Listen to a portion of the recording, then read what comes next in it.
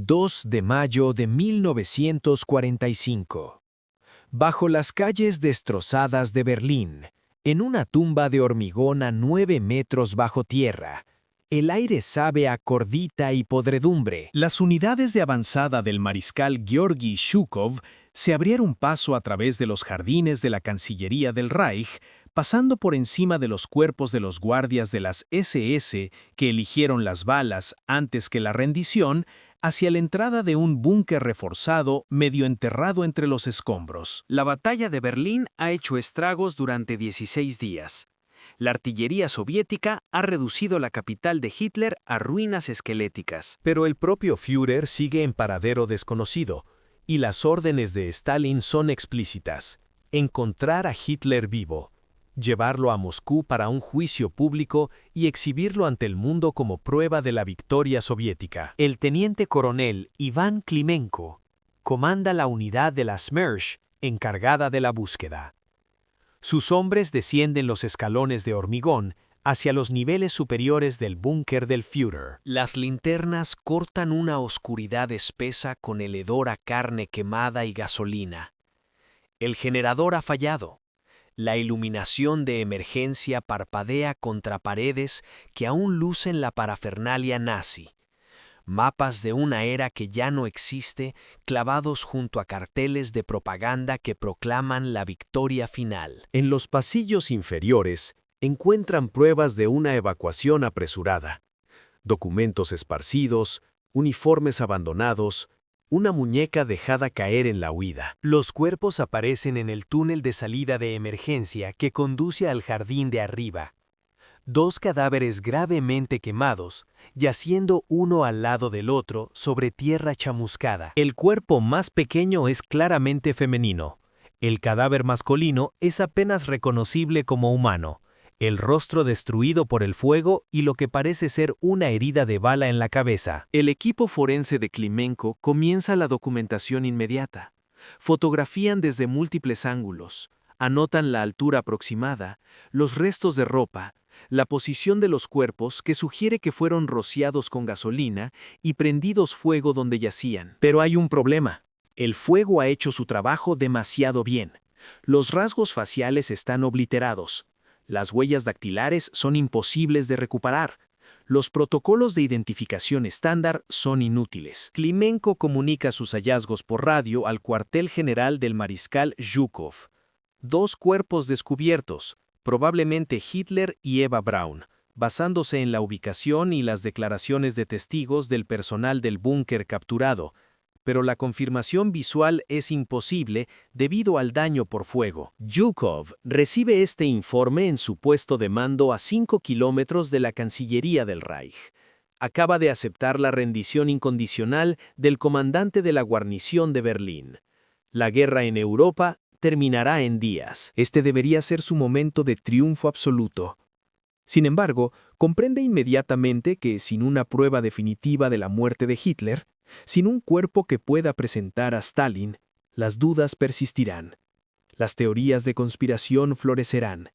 El mito nazi sobrevivirá en susurros y sombras. Ordena que los cuerpos sean transportados bajo guardia armada a un hospital militar en Berlín. El equipo forense de la Smersh trabaja durante la noche del 3 de mayo, realizando exámenes preliminares bajo luces portátiles en una morgue improvisada. Buscan marcas distintivas, viejas lesiones, cualquier cosa que pueda proporcionar una identificación positiva. En el cuerpo femenino encuentran evidencia consistente con envenenamiento por cianuro. En el cadáver masculino, el Dr. Shkarabsky descubre algo crucial: trabajo dental, un extenso trabajo de puentes en la mandíbula superior, coronas y empastes que habrían requerido múltiples visitas a un dentista experto. Los interrogadores de Klimenko ya están extrayendo información del personal del búnker capturado. El técnico dental de Hitler, Fritz Eckmann, es localizado en un campo de prisioneros. Su asistente, Kathy Heusermann, es encontrada escondida en su apartamento. Ambos son llevados a la morgue por separado. A ninguno se le dice por qué. A Heusermann se le muestran los restos dentales recuperados del cadáver masculino. Su reacción es inmediata y visceral. Identifica el puente como su propia creación, hecha para Adolf Hitler entre 1944 y principios de 1945. Describe con detalle técnico cada corona, cada empaste, cada peculiaridad de la estructura dental del Führer. Ekman, interrogado por separado, proporciona una confirmación idéntica. La evidencia forense es concluyente. El cuerpo calcinado encontrado en el jardín de la Cancillería del Reich es Adolf Hitler. Causa de muerte, herida de bala en la sien derecha, autoinfligida, combinada con envenenamiento por cianuro como medida de seguridad. Hora de la muerte, aproximadamente el 30 de abril de 1945, entre las 3:30 y las 4 de la tarde, basándose en testimonios de testigos e indicadores forenses. El Dr. Shkarabsky prepara su informe con cuidado meticuloso. Sabe que viajará a los niveles más altos del mando soviético. Documenta cada hallazgo, adjunta fotografías y fichas dentales, incluye declaraciones juradas de los testigos dentales. El informe es sellado, clasificado como alto secreto y enviado por mensajero a Moscú el 5 de mayo. Llega al cuartel general de la NKVD el 7 de mayo, el mismo día en que Alemania firma su rendición incondicional. La guerra ha terminado. Hitler está confirmado muerto. Pero cuando el informe llega al escritorio de Joseph Stalin en el Kremlin, sucede algo inesperado. El líder soviético lee los hallazgos forenses, estudia las fotografías, revisa la evidencia dental, y entonces, en una decisión que resonará a través de décadas de operaciones de inteligencia de la Guerra Fría, simplemente se niega a creerlo. 9 de mayo de 1945. El Kremlin, Moscú. Las celebraciones del Día de la Victoria retumban en la Plaza Roja mientras 2 millones de soviéticos se reúnen para celebrar la derrota de Alemania nazi. Pero en la oficina privada de Stalin, detrás de paredes aisladas contra las multitudes jubilosas de afuera, se desarrolla otra escena. Stalin se sienta a su escritorio. Los informes forenses del Dr. Shkarabsky están esparcidos ante él, junto a fotografías del cadáver carbonizado. Lavrent Beria, jefe de la NKVD, espera la respuesta del secretario general. El mariscal Zhukov ha sido convocado desde Berlín. Los 3 hombres más poderosos de la Unión Soviética ocupan una habitación espesa por el humo de cigarrillo y la sospecha. Y el silencio de Stalin se extiende hasta su tercer minuto. Cuando finalmente habla, sus palabras llevan el peso de la autoridad absoluta y algo más oscuro. No cree que Hitler esté muerto. La evidencia dental no significa nada. Los registros dentales pueden ser falsificados. Los cuerpos pueden ser plantados. Los nazis, maestros de la propaganda y el engaño, no habrían permitido que su Führer muriera de una manera tan ordinaria. Atrapado como una rata en un agujero de hormigón, Hitler ha escapado.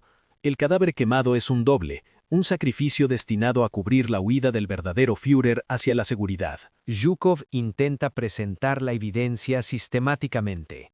La identificación dental es irrefutable.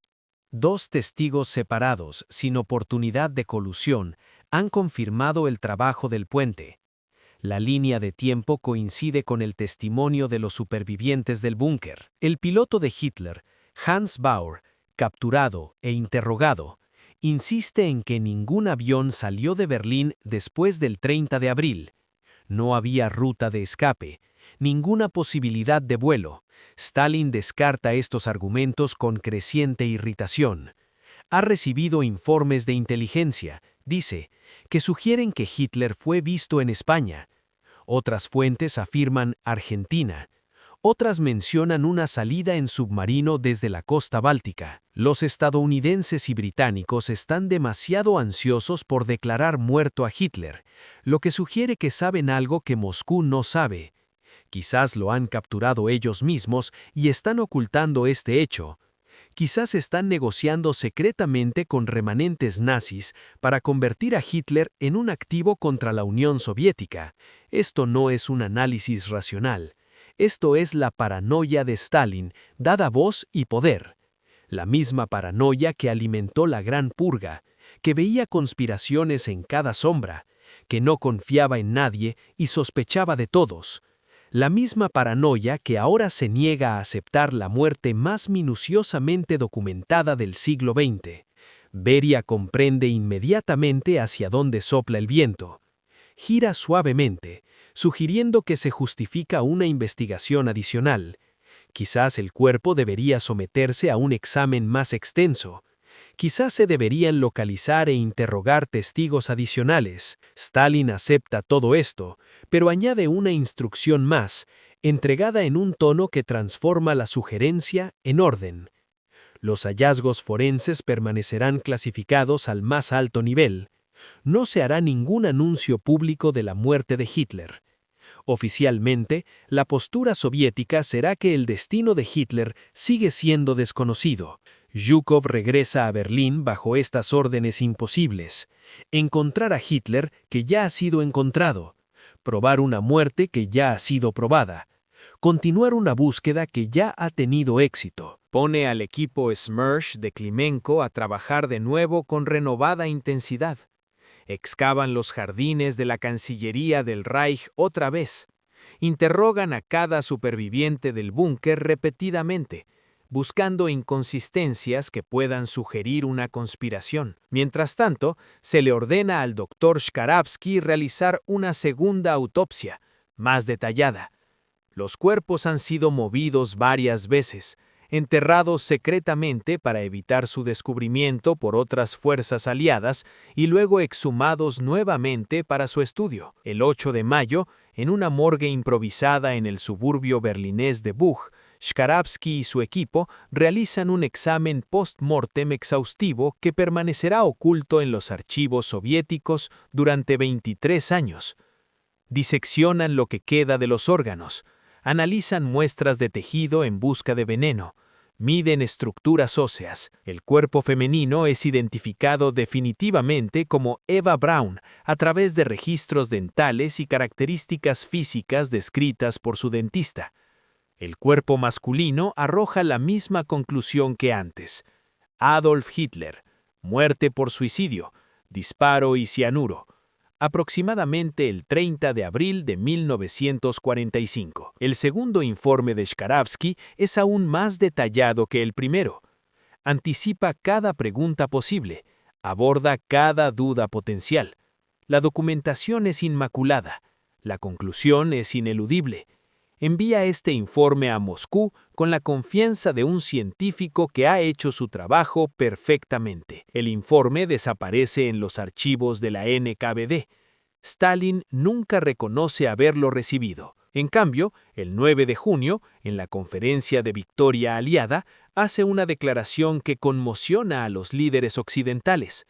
Cuando se le pregunta sobre el destino de Hitler, Stalin sugiere que el Führer ha escapado, posiblemente a España o Argentina, posiblemente con asistencia británica o estadounidense. La acusación es velada pero inconfundible.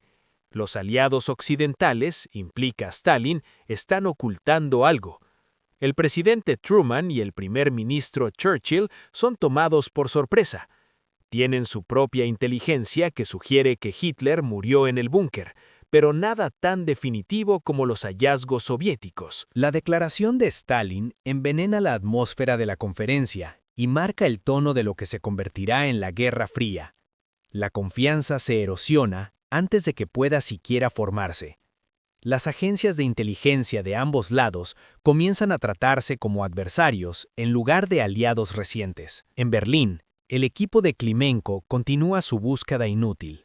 Seguirán buscando de forma intermitente durante otro año. Perseguirán cientos de pistas falsas. Interrogarán a miles de prisioneros. No encontrarán nada, porque no hay nada que encontrar. Hitler ya está bajo su custodia. Lo ha estado desde el 2 de mayo, yaciendo en una caja forrada de zinc en una instalación secreta de la NKVD, sometido a autopsia tras autopsia, como si la repetición pudiera de alguna manera cambiar los hechos. Junio de 1945. Moscú. Mientras el mundo celebra la victoria y comienza el difícil trabajo de la paz, el aparato de inteligencia soviético redirige enormes recursos hacia la casa de un fantasma. La NKVD establece un departamento dedicado exclusivamente a rastrear avistamientos de Hitler e investigar teorías de escape. El valor propagandístico resulta irresistible. A lo largo de 1945 y 1946, los medios soviéticos publican historias que sugieren la complicidad occidental en el escape de Hitler. Pravda publica artículos cuestionando por qué las fuerzas británicas y estadounidenses se apresuraron tanto a declarar muerto al Führer sin presentar un cuerpo. La campaña funciona. Las encuestas de opinión pública en Europa Occidental muestran un creciente escepticismo sobre el destino de Hitler. Las teorías de conspiración proliferan. Aparecen libros que afirman que Hitler escapó a Argentina, a España, a la Antártida, a bases nazis secretas en Sudamérica. Las agencias de inteligencia occidentales desperdician miles de horas hombre investigando estas afirmaciones.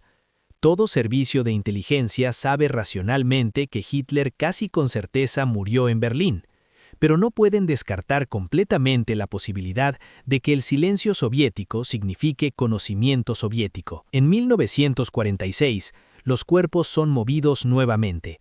Stalin ordena que sean transportados desde Alemania a una base militar soviética en Magdeburgo, Alemania Oriental. Son enterrados en una tumba sin nombre en una zona boscosa cerca del perímetro de la base. Pasan los años. Stalin muere en 1953, llevándose su certeza paranoica a la tumba. Sus sucesores heredan el engaño pero carecen de su convicción absoluta. Khrushchev, ascendiendo al poder, revisa los archivos de Hitler y comprende inmediatamente que toda la operación se basa en una ilusión. Pero Khrushchev se enfrenta a un dilema. Admitir la verdad significa admitir que Stalin mintió durante 8 años. La mentira es más fácil de mantener de lo que es revelar la verdad. Así, el engaño continúa durante la década de 1950 y hasta la de 1960.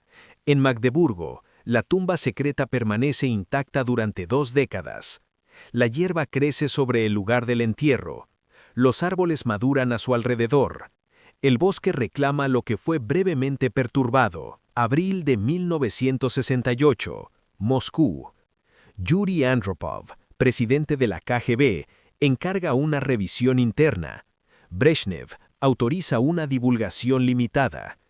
En 1968, el periodista soviético Lev Bezimensky publica un libro titulado La muerte de Adolf Hitler. El 4 de abril de 1970, exactamente 25 años después de la caída de Berlín, un destacamento de la KGB exhuma los restos, los incinera completamente y esparce las cenizas en el río Ela. Al final, el rechazo paranoico de Stalin a la muerte de Hitler no logra nada excepto desperdiciar recursos y credibilidad.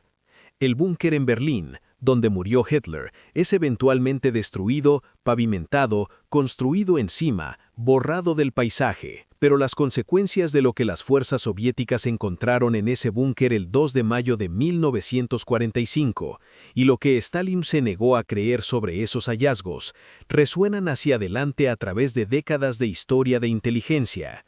Un recordatorio de que a veces los engaños más peligrosos son los que nos contamos a nosotros mismos.